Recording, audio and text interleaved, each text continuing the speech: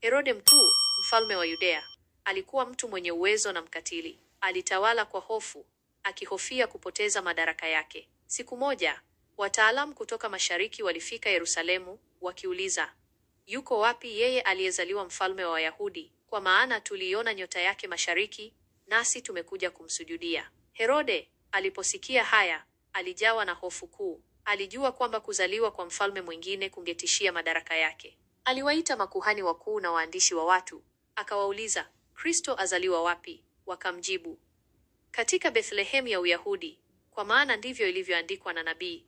Nawe Bethlehemu, nchi ya Yuda, huu mdogo kamwe katika majumbe wa Yuda, kwa kuwa kwako atatoka mtawala atakayewachunga watu wangu Israeli. Herode akawaita wale wataalamu kwa siri, akawapa habari za wakati ilipoonekana ile nyota. Akawatuma Bethlehemu akisema, enendeni, mtafuteni sana huyo mtoto, na mkisha kumwona, nileteeni habari, ili mimi nami niende nimsujudie.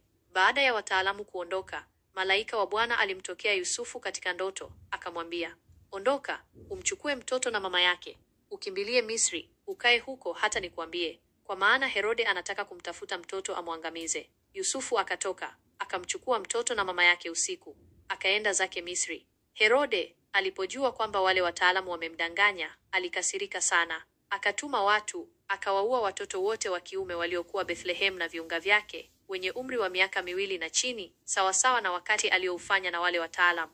Ukatili wa Herode ulidhihirisha roho yake mbaya na uongozi wake mbaya. Aliruhusu hofu na tamaa ya madaraka zimtawale, akitenda maovu yasiyoelezeka. Lakini kama vile giza lisivyoweza kuzima nuru, uovu wa Herode haukuweza kumzuia Yesu Kristo, mkombozi wa ulimwengu, kutimiza kusudi lake.